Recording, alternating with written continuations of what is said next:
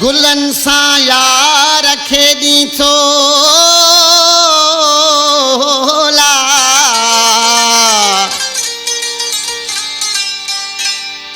गुलन सा यार खेदी थो गुलन में खार थींदा आहिनि निगाहुन के झुकाए छड नजर सा वार थींदा आहिनि गुलन का वध असी आही सभई मुहताज थई गुलड़ा गुलन जो रंग प्यारो आ गुलन जा हार थींदा आहिनि सारो शहर गुलन में सजाया सारो शहर गुलन में सजाया ऐं मिठाइयों खुशीअ जूं विरहाया आ मुबारक मिली वया किस्मत खुली चंद्र चोॾींहं जो चमकी पियो होए होए होए अची वियो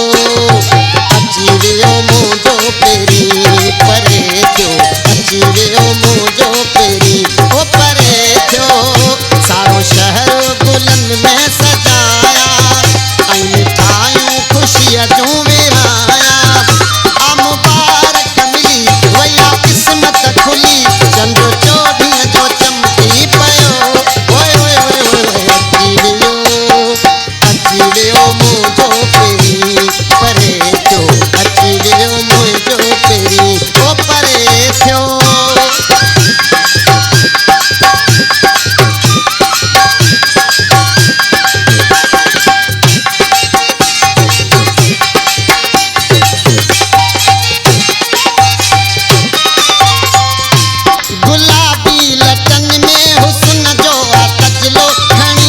परे खां खिले पियो सनम विछाया चयो दिल वञी में टोड़ी रखे शल अखियुनि ते हू पंहिंजा कदम इएं किरीअ खे अखियुनि में लिकाया ऐं मिठाइयूं ख़ुशीअ जूं विरहाया आ मुबारक मिली वया किस्मत खुली चंद्र चोॾींहं जो चमकी पियो होए होए होए होए अची वियो मुंहिंजो पहिरीं परे थियो अची वियो मुंहिंजो पहिरीं ओ परे थियो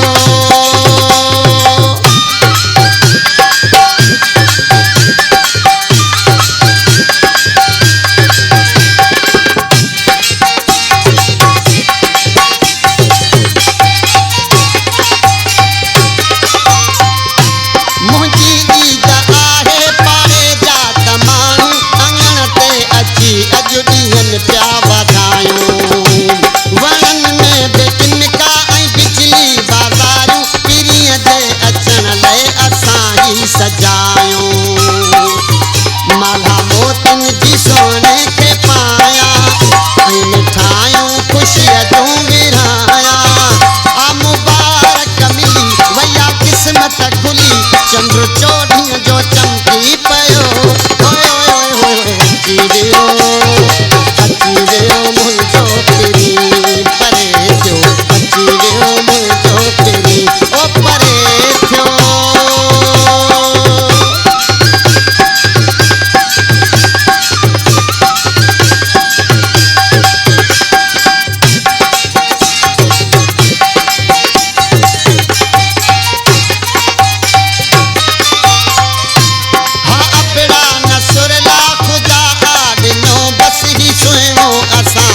खुशीअ जो खज़ानो सहारे नसीबनि हटायो गमन खे आहियूं ख़ुशि त सारो असांजो ज़मानो कारा कपिड़ा छॾे ॿिया मटाया ऐं मिठाइयूं खुशीअ जूं